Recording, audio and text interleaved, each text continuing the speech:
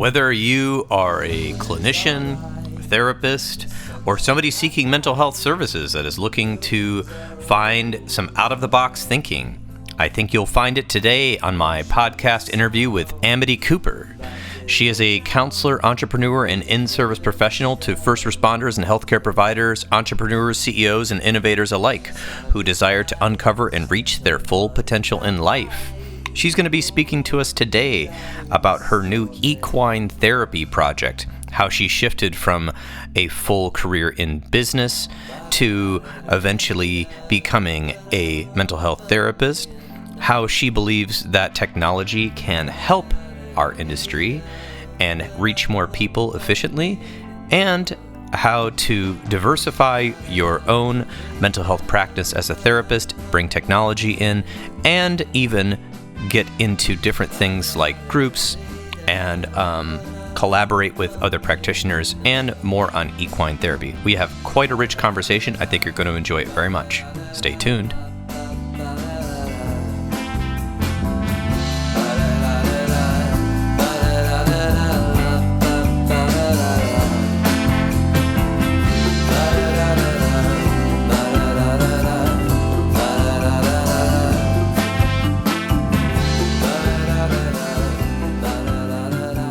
Okay, welcome Amity Cooper to the podcast. Thank you so much for being here. Well, thanks for having me, Paul. I'm really looking forward to this conversation, and there seems to be a lot to talk about and discuss.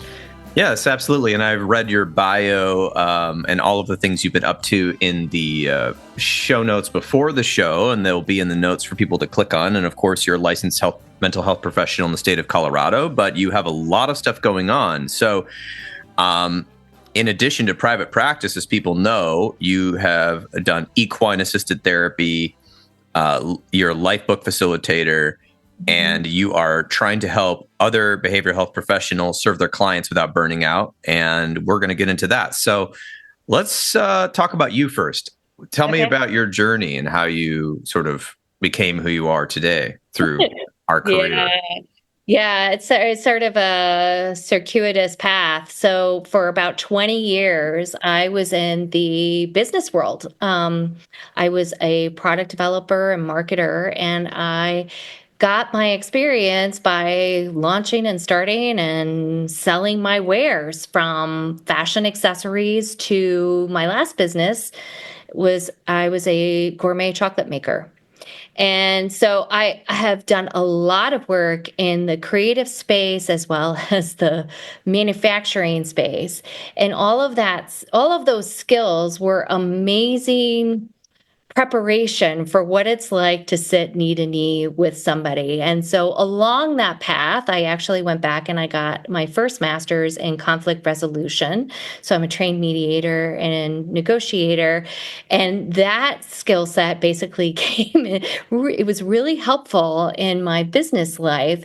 And I find that it is still helpful today in my counseling life. But let me just say that I think I knew that I always wanted to work up close and personal with people, but I felt that I wasn't quite ready to be as vulnerable and sit knee to knee with them about 20 years ago as I am and feel loving it today.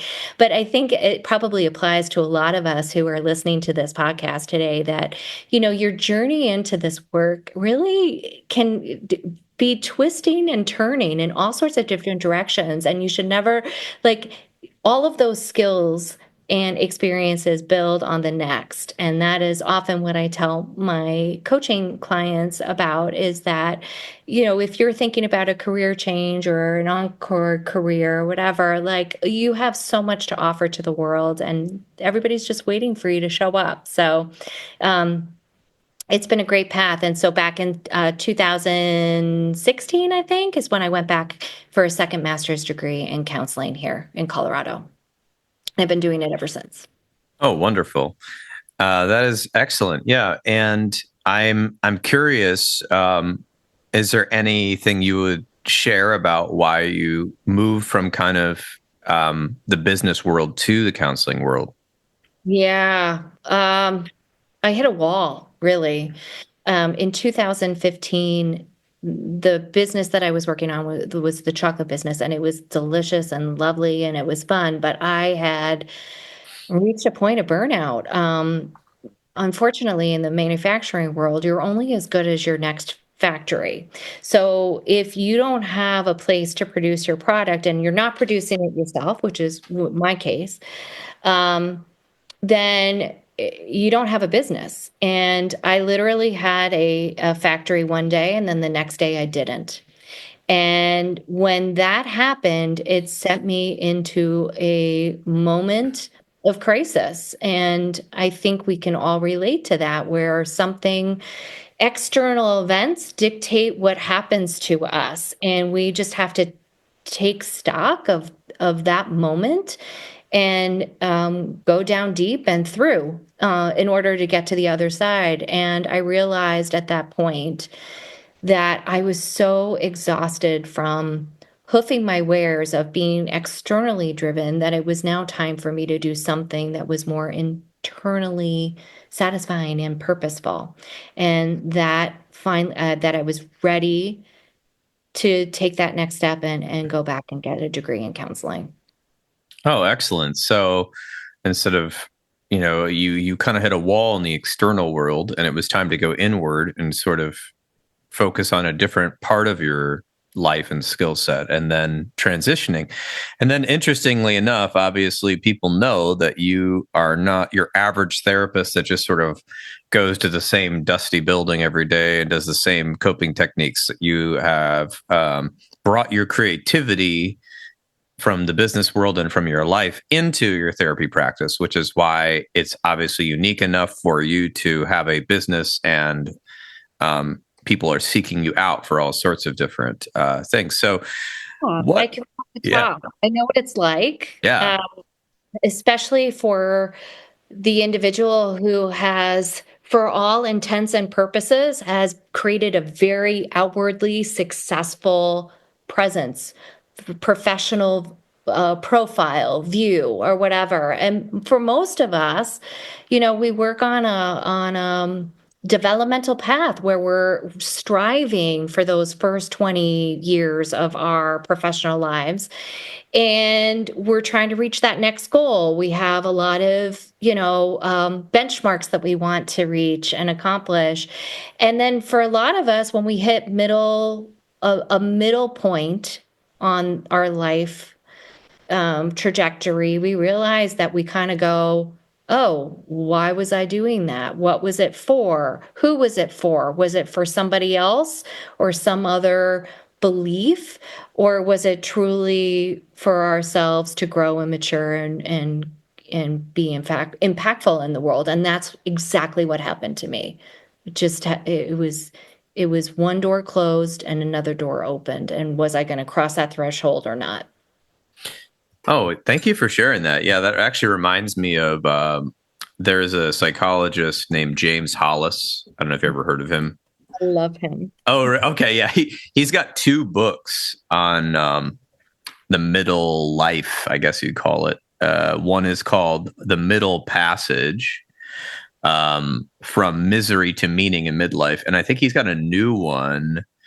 It was an excellent book. I read it a couple of years ago. Gosh, he's written so many books. I'm just throwing it out here for the people that love, we have a lot of bibliophiles that read books and email me about what book was I talking about. Oh yeah, this one, Living an Examined Life, Wisdom for the Second Half of the Journey. And I do resonate with that. I think that is incredible. It's sort of an active adaptation. In the US, you have a choice to kind of create your own business and do your own thing. And a lot of people do that, or they try to move up in a company, and it is competitive. I mean, that's probably why we've dominated business, except for, in the top 20 countries for that. But yet it can be exhausting. And so how do we then balance that? You switched careers. For me as a therapist, I have been changing how I do therapy and what my focus is, and to train younger therapists and do things like that. So tell me a little bit about your passions. we're going to talk about how you've been helping therapists. I want to get there, but I want to ask you kind of about your equine and your Yeah. passions about, the way you do therapy. Oh, well, I have learned something about myself is that I do not follow the traditional path, no matter whatever I choose to do in life. I kind of figure it out on my own. And if I see a solution out there, it's my entrepreneurial cred, really.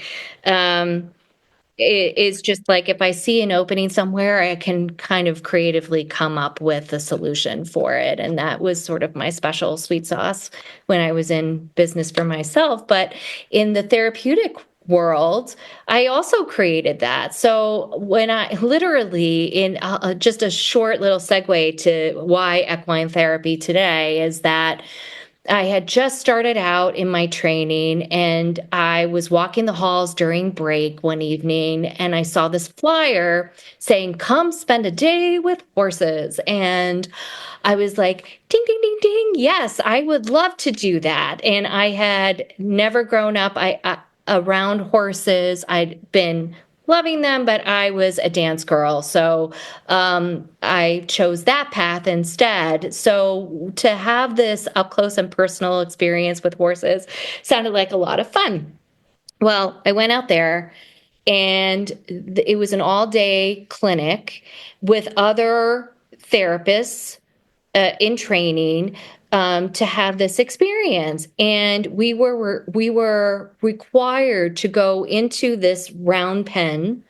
Okay, it is what it is. It's a round pen. It's pretty large, and there were three horses at liberty. That means there's no halter, no gear, no nothing, and they were just moving around the pen, and that can be rather intimidating for somebody who's never been up close and personal, right, to a 1,000-pound animal.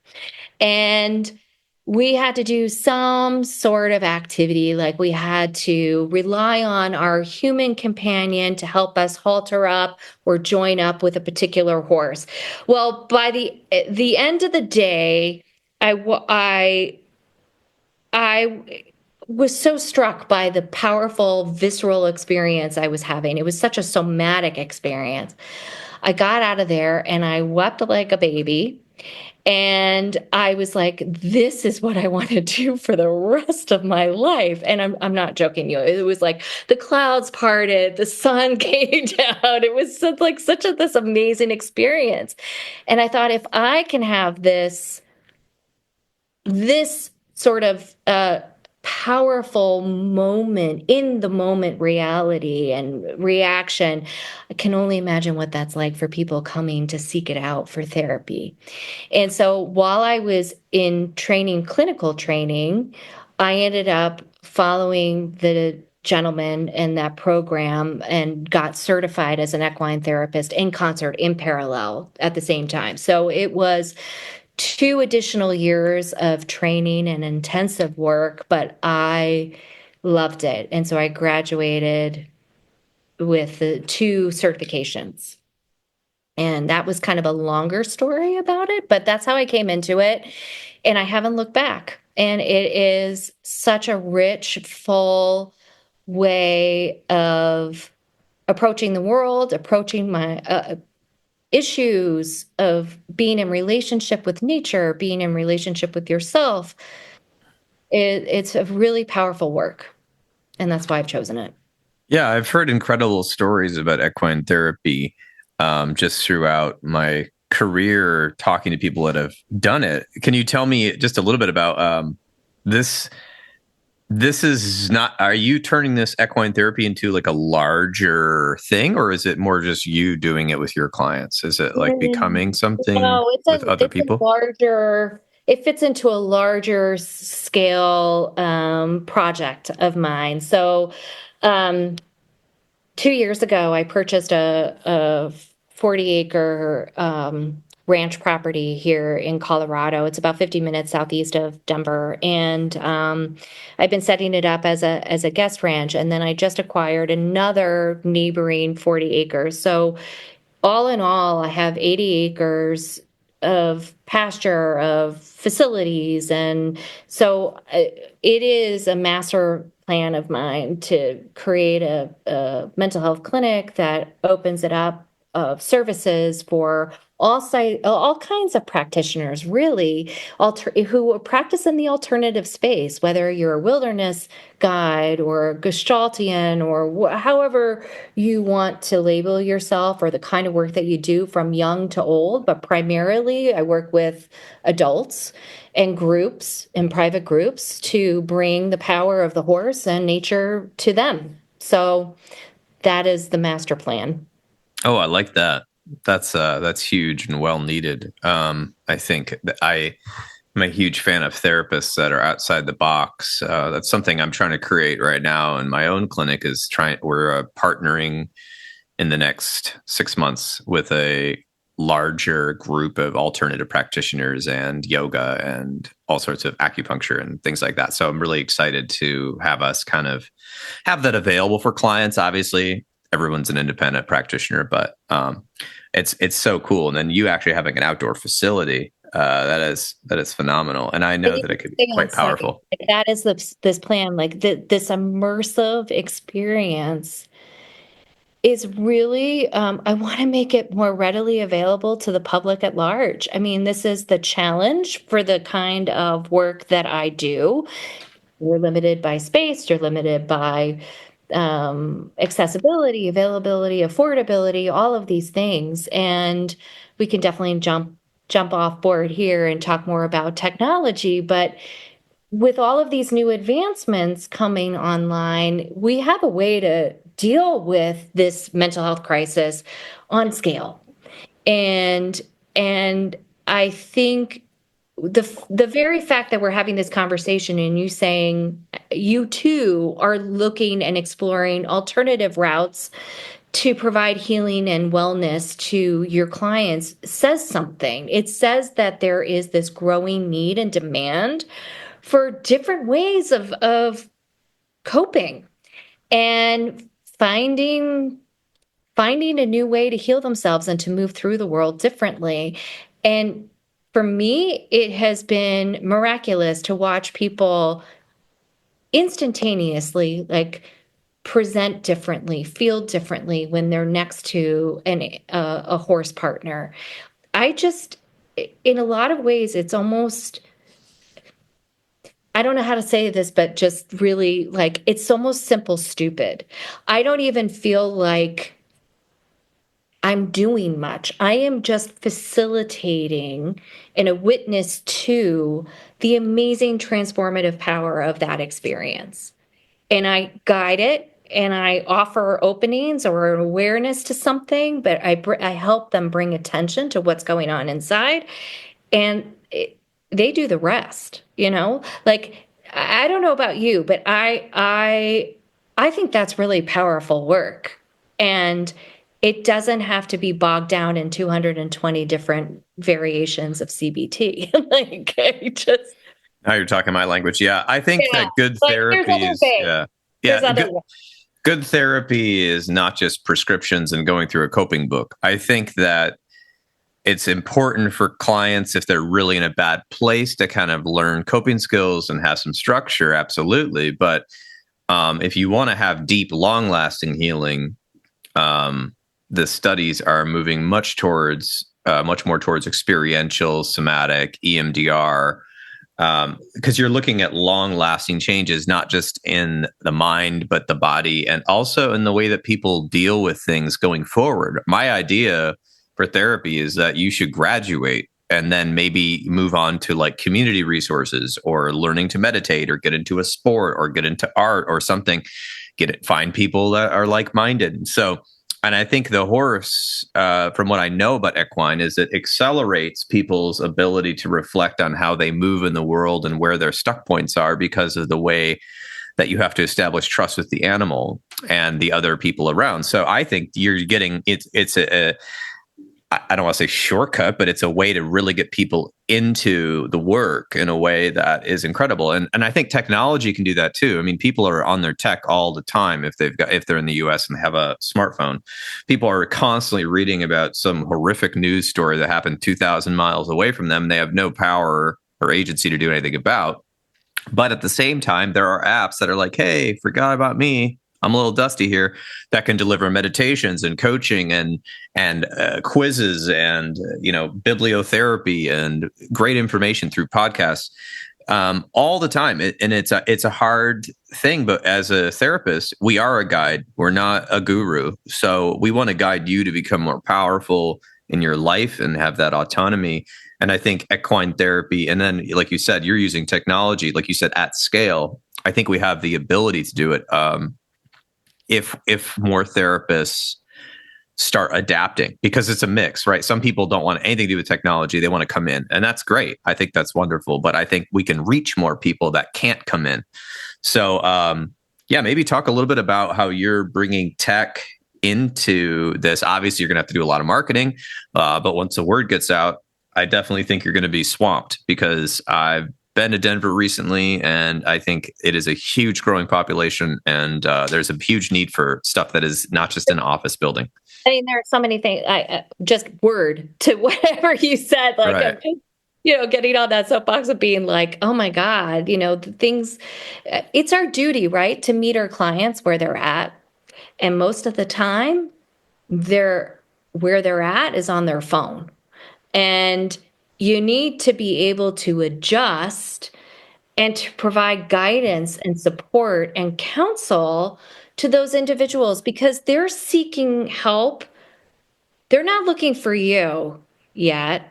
All they know is that they're looking for a solution to their problem, and they're looking online and they're asking sweet Google and they're asking ChatGPT, their friends, for assistance. And so your job as the guide is to get in front of them first and foremost. Like, be open, be receptive, be outreaching to them, to get in front of their faces and saying, I am here for you. I'm a person. I'm a human being, and I'm connecting with you and offering those services. And I can also use technology. I'm comfortable with it, that I can communicate with you and keep up with you. So it's our duty to do this and to get on board with how technology has already transformed and will continue to speed ahead and change the landscape of our industry. And so, technology is not going to take your job. I mean, for those who question and worry that somehow you're going to be outsourced, no, we still need the human interaction and the intervention by a human to give direction and counsel and guidance and research and to correct the biases that are being developed in these algorithms. So the human being will never be outsourced for you will never see an algorithm really become the therapist, but it's the tool to get and receive therapy and connection. So that's my little soapbox speech here, but I can talk more about that. But I definitely, so I can talk more about that. Yeah, I think you're completely right. I've noticed just since COVID opened the door to having more therapy online, we have seen people in rural areas in our state, in Michigan, be able to access therapy. People that would have never been able to access it before because they live in a small town. There's a church, maybe a bar, a bowling alley, and a grocery store, and there are no therapists within 20, 30 miles of them. Or if there is, they know them or they're full. So online therapy has opened up a huge door, and I've really embraced that at our clinic. And otherwise, marketing and getting out there, it's really tough for a lot of folks. So what I've said is, we're going to get into how you're doing it, but what I've said to people is just like, hey, join a group practice, let them do it for you. Then you can not worry about, getting in front of people's faces. They'll do it for you. And then you are able to just continue to do the work, whether that be online or in person. However, I'm always challenging my therapist, like, hey, how many we not only do we want to have them connect in person and community, what digital resources are you giving your clients? And that's a huge tool that I think most therapists are not using. Can you talk about some of the things you're doing with technology to reach people? Yeah, so in fact, it's a really important foundational cornerstone of anybody's clinical practice today. So you wear multiple hats, right? You are a clinician, you are serving a core group of clients, you maybe want to expand your practice, and there are tools and technologies there for you to reach and communicate and with your clients. So chatbots, even though I said they're not going to be taking away your job, but they could be a facilitator. They could be an intermediary between you and your client. You have multiple software tools, SaaS software, like software as a service tool, like we see our electronic health records. We see Simple Practice. We see all of these, like you log into these portals and you can run and operate your business remotely. Okay. So expanding those services, expanding the use of video in a way that it takes us from screen to screen to multiple screens to creating virtual rooms for counseling, where we're going to see, sort of jumping ahead here, but we're eventually going to see where clinicians and clients are going to be creating their own avatars, and they'll be stepping into alternative verses like the metaverse or gaming platforms that where they're interacting with others in a social setting or in a therapeutic setting. So immersive therapies are really already here, but they're just becoming more adaptable to mainstream use. So there's many ways. And then there's just, okay, so that's on the clinical side. But then if you look at the entrepreneurial small business ownership side, it translates and it jumps over onto that track as well. We can see assessment tools. We can see productivity and efficiency integrations with what's called generative AI integrations. Agenic, meaning there are AI agents that are doing the minuscule rote tasks of running and setting up a calendar, of scheduling, of meetings, and social media promotion. All of that can be programmed and run on automation 24/7. So you can set up the program and you can run it you have oversight, but those little agents, those little bots are doing those things and you don't have to pay them but pennies on the dollar. Like, this is what's coming. This is what's already here. This is what's being talked about. So I'd imagine you will be creating a business and a life that you love and that you can operate without worry or anxiety. I'm sure there's maintenance that's involved and there is setup to it. But this is what I coach other practitioners about doing and incorporating into running their practices. So it's already here. Just want to help you figure it out. Excellent. So yeah, that's one of your offerings is a clinical career. Well, it's called the Clinical Career Collective, and you do That's my professional development company. Yeah. a And then boot camp on that. Go ahead. Mhm. Yeah.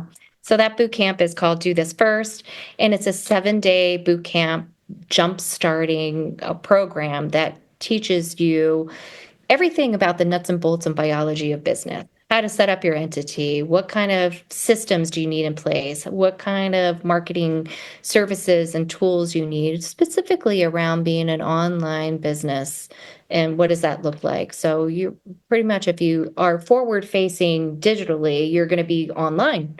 That's how clients find you. That's how they're going to be searching for you. So putting your best foot forward and what tools and services you need to have that in place. Excellent. Yeah, that's very exciting. So you've got a lot going on with that and the equine clinic. Yes. And I think that is great. Yeah, I've noticed a lot of jumps in technology, some of which I think are great and some of which I think are not great. Yeah, my partner has an online business now because she was overwhelmed with clients. And so for people that didn't want to pay her rates, she has a very low cost monthly membership, and you could just go in for a couple months if you want, and you could do like Q&As with her, things like that. Tons of video courses, things she's written, ebooks, and now she has what you've talked about, which is a avatar called Delphi. Because she wrote a book called Panic Proof. She loaded the entire book into Delphi AI, and you have to like sign a signature because it's got to be your copyrighted material. And she put all of her videos in there. And if you're in her group, you can now go ask that robot questions 24 hours. And she's actually about to add, she's going to add about 500 pages of things she's made that are not in her book and a bunch of videos. And it's funny because she also, of course, recorded an audiobook. So the Delphi has all of the audiobook and a bunch of her videos in it.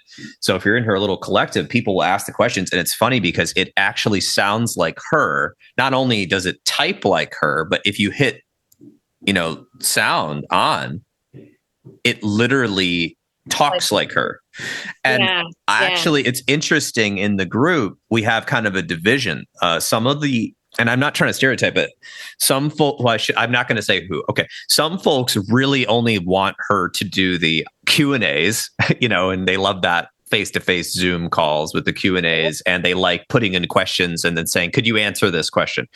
But there have been some people that have been flipping out like, I love this robot thing so much because I can go on there at 2 a.m. and ask a question and it'll reference what page of the book it's in, what YouTube video it's in. So it not only generates the content, it cites all of the content from stuff that they have access to, including her book and YouTube videos and podcasts. Oh yeah, all of her podcasts are in there. That is thrilling to my research so, here. Delphi, I don't work for them, but it's called Delphi.ai. Of course, Delphi being the Greek oracle. And I think that's where they got the name. And I found that is so cool as an asset for people in the group. And I think that anybody who writes a book and has like a consistent message with podcast and YouTube could be using this tool for their clients as a benefit. So there's that coming. I think there's so much, like, I love giving clients the Insight Timer app. I love Insight Timer because you can do meditations, guided things, talks, courses. You can do the free version. You could do the paid version, and you get that extra therapeutic kind of touch outside of therapy. It's not psychotherapy at all, but it's just like a way to learn to soothe yourself. So those are some things that I've been into lately. And I can see you've got live courses. I'm assuming you probably also have some sort of digital course that people can do. Actually, Do This First is all digital. Oh, it's all digital. Okay.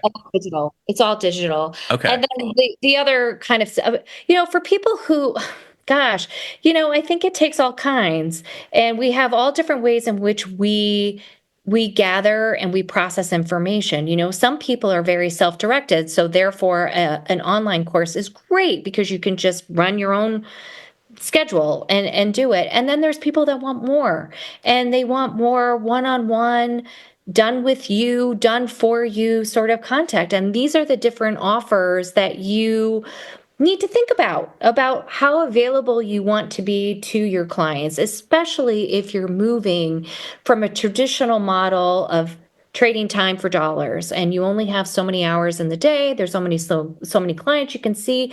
What is your dollar amount value for that information and that time spent with somebody, knee to knee? And then this is where then the world opens up to you, because there's so many ways in which you could monetize and expand and impact your offers with all the different kinds of services and technology to support it, to build it from the ground up in a way. Like, I love the fact that, group therapy and group programs are fantastic because you can do them at scale, and people just don't even, I think our industry at large has kept us small. I think that this might aggravate or rattle some feathers here, but it is a rally cry for me. Every time I get on and I start talking to other podcasters and we talk about these issues, our industry is an amazing field to be involved in. Our institutions need to be challenged, though. They have really set a course and followed this path that has served maybe the last 60 years of delivering community mental health services. And they have trained us all to be great clinicians. I do not fault them for that in any way. They've given us the basics. But when it comes to understanding or looking at the frontier ahead of us, and the horizon, reading the landscape, have failed tremendously. They are not prepping us or giving us any options to consider what seeking mental health services is going to be like in the 21st century. They just don't. And yeah. Oh, I agree with that. I mean, it's baked into it. If you, I work with a lot of new clinicians, and they all have to take the National Counselor Examination, and I jokingly call it a history test, and I call grad school a history course because it has nothing to do almost with what we're actually doing. I steal that for you? Oh, you could totally steal it. Exactly true. I think grad school God, is a history of therapy. That's all it is. Yeah, And then you finally get to your internship and learn how we do it, and then that's why I. What's that? It's almost too late. Yeah. I mean, that's why I created the clinic I did in Grand Rapids, because I wanted to help all these new clinicians, because I never got any help when I was a new clinician, or not much. I had to go seek it. So they can work at our clinic, and they can, we have trainings 2 or 3 times a month from clinicians all across the country. They can record video, audio. They can get tons of supervision. Like most people get a couple hours a month, and at our clinic, you get a default. I require people to do 5 a month as default. Awesome. That is so fabulous to hear. So it's great, and I think if we can go, I would love to expand our technological reach in the future. I do agree with you on that. That tech is going to be even more a part, and then the difficulty is the boundaries, right? Where are your boundaries? How much do you want to put into it? How much time do you have to unload it? What is your zone of genius that you can bring technology into? For instance, I will rip on a large app. I won't say the names. I don't want to get sued, but it kind of rhymes with spoiled milk. It's called like Better something, and my problem with them is they treat therapists like Uber Eats drivers in terms of the pay. It's a joke. And then B, they sort of control you, and C, they encourage clients to be texting you at all hours. And then you have this bleeding heart to like not get paid. And so I'm saying, ditch that, make your own platforms, make your own rules about this, find your, like you said, like there's a lot of reward in doing the one-on-one practice. But again, it's baked into the system. Insurance companies reimburse individual therapy higher than group and higher than family therapy. Tell me how that makes sense. You're serving more people with the family, you get paid less. You're serving more people with the group, you get paid less. Unless you're a massive hospital, and then you have to cram 30 people in the room to even make the money to pay the bills. So it's a ridiculous system controlled not by us. So we love group therapy. The problem is a lot of times you have to do self-pay because the insurance company won't even reimburse even close to $20 a session. Economies of scale that warrant like an out-of-pocket pay you get what you pay for. True. Right. It is, instead of, you could set up monthly subscription packages. You could do all sorts of things. This is where the nuance and the details of setting up your business efficiently and effectively that benefits you, because that's the reason why we're in business, is that there is an equal exchange of trade and value for the business owner and for the customer, right? So you set it up the way that it works for you. What I hate about the current structure and paradigm is that it's always set up for the insurance payers, and it really puts the customer last in line. And it screws us over as the providers. It's like we're doing the dirty work for them. Oh, yeah. It's not pretty at all. I don't know what the solution is to that, except to kind of do your own thing like what you're talking about and do as much as you can. You can work in the system and you can work outside of the system. You might have to do a little bit of both. It depends. Some people get totally out of the system. I found that groups are phenomenal. We've started some groups, but it took, 6 to 8 months, even with marketing, to get them going. But when they're going, they roll. They roll. Having takes time and it's worth it. Development.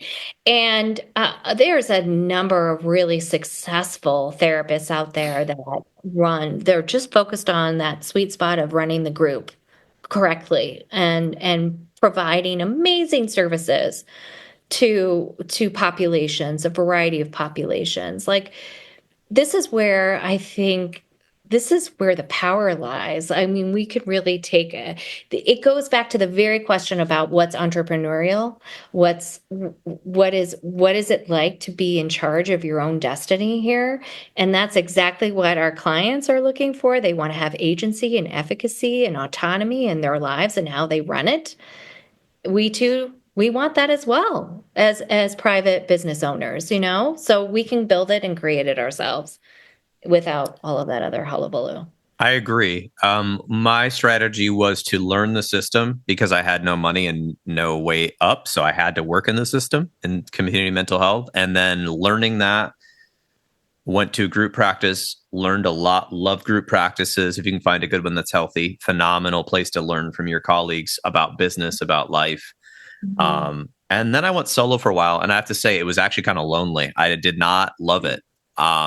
I was kind of like constantly going to networking groups to meet other therapists because I was like, I'm a lonely person here.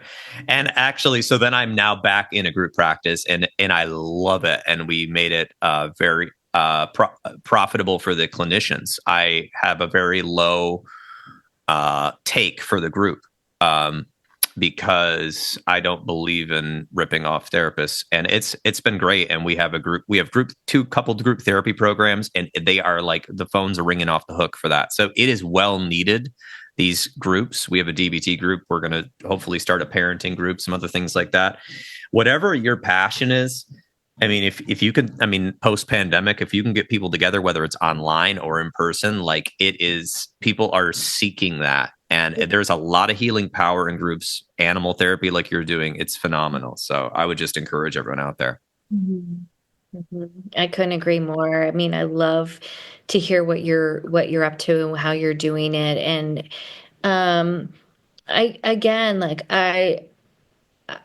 I know in the power, my own experience is that I've taken all of this business life and I see that it's just creating if I were to really break it down to the components, it's like I'm building a widget, whether that's a product or a service or whatever, and I'm figuring out how to monetize it and democratize it and make it affordable and to bring it out to the biggest public I can to help solve a problem. And that's how I kind of apply it to my businesses. And I see an opening here. I see a way to customize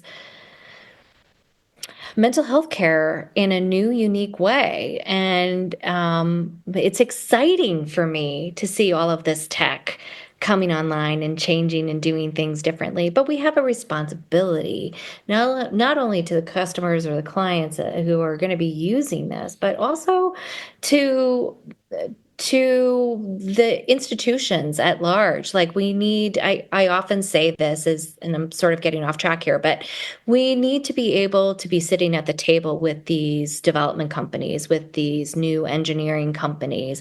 We have a wealth of information that we can share and we can guide them into developing all of this new technology. And we're not really included. And I find fault with that. We're not included in much, Amity. We're late to the game here, and Yeah. we need to be at the table much earlier on. And I think that there's a partnership to be struck between these tech companies and us as an industry at large. It's advocacy, it's development, it's research, it's co-creating this stuff together. It's going to go so much farther, and it's going to have such a further impact if we're all on the same page and heading in the same direction. I agree completely. And that's why I encourage therapists to not only get involved in the way you're talking about with technology and maybe even approaching tech companies or seeing how you can get involved, but also schools, local government programs, because they don't know. I mean, not the schools maybe, but the government has no idea what they're doing. They hire some consultant. They tell them whatever their version of it. And I'm sorry, but if you have 20 or 30 therapists in a room who are successful together, advising the government, you're going to have a much better outcome there. So as we kind of get towards wrapping, is there a piece of advice that you would give out to the young clinician or the clinician who just is like, you know what, I need to do something with, my passion or reach a bigger audience with my gifts? Is there anything you would say to those folks?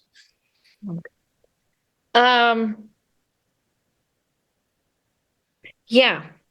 Like I often tell my clients, if they're at a inflection point, the you got to be willing to put a pause, maybe. I think there's a lot of external voices that might be coming at you, telling you how you should be doing something. This is the right way. This is the proper way. Well, this is what's been done before. So just keep doing that same thing. And I'm probably going to get flack for this too, but in a lot of ways, if you are just starting out in this career, you are probably involved with your institution, your training school or whatever, and you're going to be looking to your teachers for guidance and assistance on trying to figure out, should you go into private practice? Should I go work for a clinical, a community health? What do I do? Where do I go? Well, I'm going to tell you, they're the last people you want to ask for advice. Sorry, but they are the last people you want to ask for advice because they're not up to speed on what is happening out there in the for-profit world. And it ultimately comes back to your own intuition, your own sense of where you are heading. What is your North Star? It's finding out and isolating and labeling your first principles. Like, what are your values? Where do you see yourself as a clinician? What kind of clinician are you? And those questions you need to ask yourself. And that is doing a deep dive and doing the deep work to figuring out who and what you are and what your mission is in this world. And no one else can really tell that to you. You can talk about it and share it with people, but ultimately it's an inside job. And so I strongly suggest, if you're just starting out or at a crossroads, to take a moment and pause and think deeply about where you're heading and where you want to go. And once you figure out that course of direction or coordinates in your life, aim high, aim strong, and keep moving forward. Wow, I love that. That's phenomenal. What great words from you, Amity. I'm going to be posting all of your links in the show notes, but obviously you could name drop them for the audio kind of prone people that are sitting here that want to Google while listening to this podcast. So why don't you just name drop the businesses that they can put in the search engine? Okay. So I mentioned earlier that my professional development company, specifically for the mental health professional at large, is called clinicalcareercollective.com. That's where you can find me. I know it is a mouthful, but Clinical Career Collective is where you can find everything about Do This First and setting up your practice and looking for advice and guidance on building a business that you like and love. The other way that you can reach out to me is through wayfindingranch.com and Wayfinding Practice. That is my clinical practice where I really work with other like-minded professionals on figuring out their next career steps. Wonderful. That is a great way people can connect with you in multiple ways. I love that. And yeah, that'll all be in the show notes. So thank you so much for your time. And keep doing awesome stuff out there. Looking forward to hearing more. Thanks, Paul. Listening to the radio, singing songs so low we get on.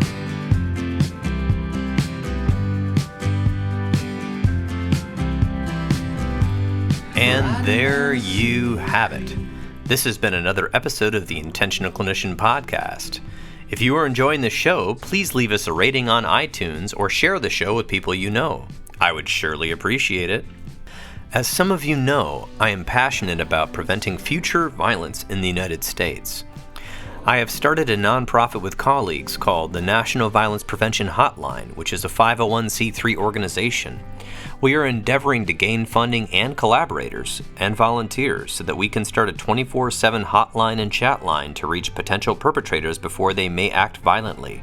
It is a bold effort to curb violence and save innocent lives, by working to connect with potential offenders while they are in the planning stages of violence, help to de-escalate them, and provide resources so that they can get appropriate professional help. The National Violence Prevention Hotline is looking to open up a conversation about violence in society, the causes, and the solutions.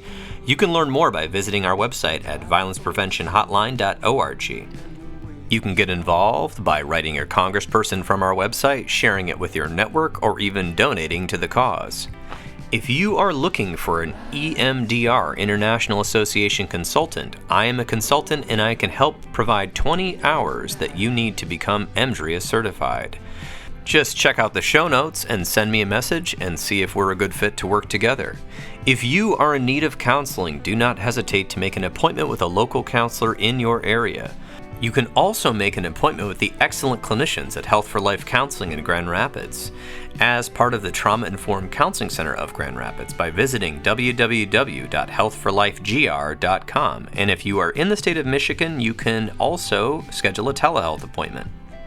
The recording you just listened to consists of the personal opinions of Paul Krauss and his guest, and while these are based upon the literature they have read and the experience in their respective fields, the information on this podcast should not be viewed or thought of as the definitive opinion on any subject. Listening to this podcast is not a substitute for treatment. If you're in a crisis, please call 911 or the National Crisis Line at 988. Support your local bookstore by shopping at bookshop.org. That's www.bookshop.org. It donates a percentage of sales to local bookstores all across the United States, which I think gives character to our cities and a place to hang out and a place to explore. You can order from the comfort of your own home online while supporting businesses near you.